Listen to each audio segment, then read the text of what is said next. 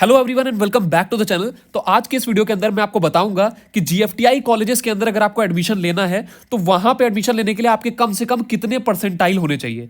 और ये video specially है जेई मेंस 2024 के बच्चों के लिए जो जेई मेंस 2024 की रैंक के हिसाब से एडमिशन लेना चाहते हैं।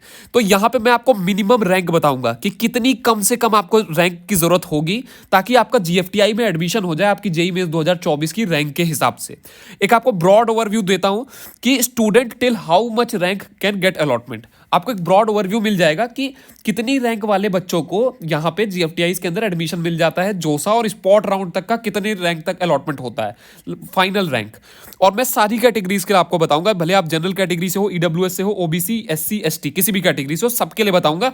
और एक जरूरी चीज, जिन बच्चों का बहुत ज्यादा लो परसेंटाइल आया है तो मैं आपको कुछ और अच्छे गवर्नमेंट कॉलेजेस बताऊंगा जो कि लो परसेंटाइल पे मिल जाएंगे।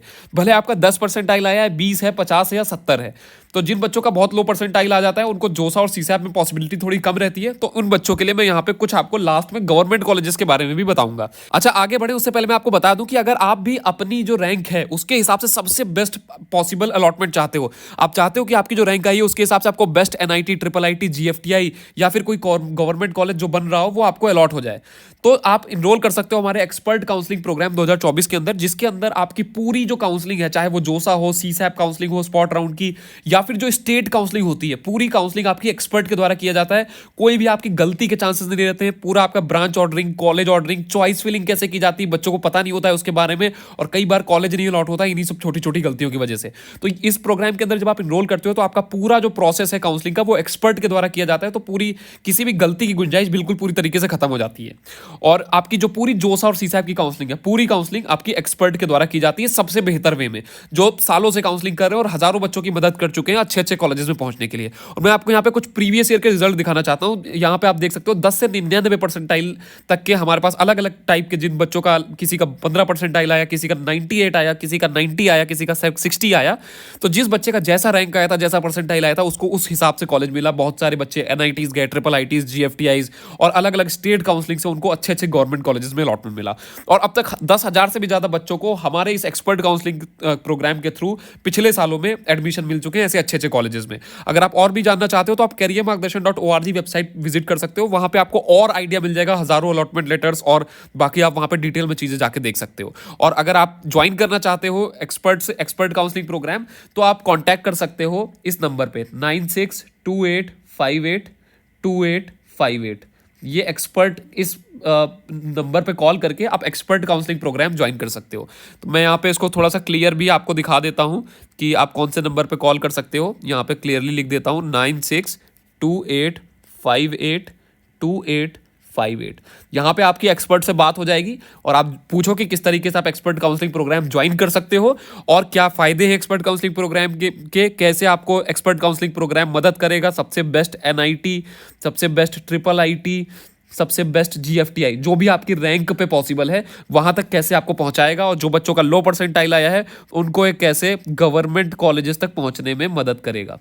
तो आप इस नंबर पे कांटेक्ट कर सकते हो। आई होप कि आपको नंबर क्लियरली विजिबल है, और मैं डिस्क्रिप्शन में भी ऐड कर दूंगा 9628582858। ये है एक्सपर्ट का नंबर। अब हम आ जाते हैं अपने मेन टॉपिक के ऊपर, student with how much rank can get admission in GFTI. कितनी रैंक वाले बच्चों को जीएफटीआई के अंदर एडमिशन मिल सकता है, कितनी रैंक तक एक्सपेक्ट करके चल सकते हैं।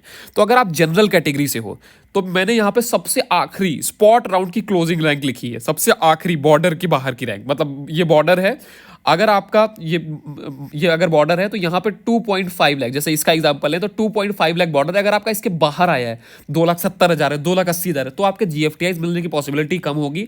तो आपको दूसरी स्टेट काउंसलिंग के थ्रू जाना पड़ेगा और उसमें पार्टिसिपेट करना पड़ेगा। वहां पे आपको डेफिनेटली बहुत सारे ऐसे अच्छे कॉलेजेस हैं जहां पे आपको सीएस, आईटी, इलेक्ट्रॉनिक्स, जो भी ब्रांच आपको चाहिए वो आपको मिल जाएगी।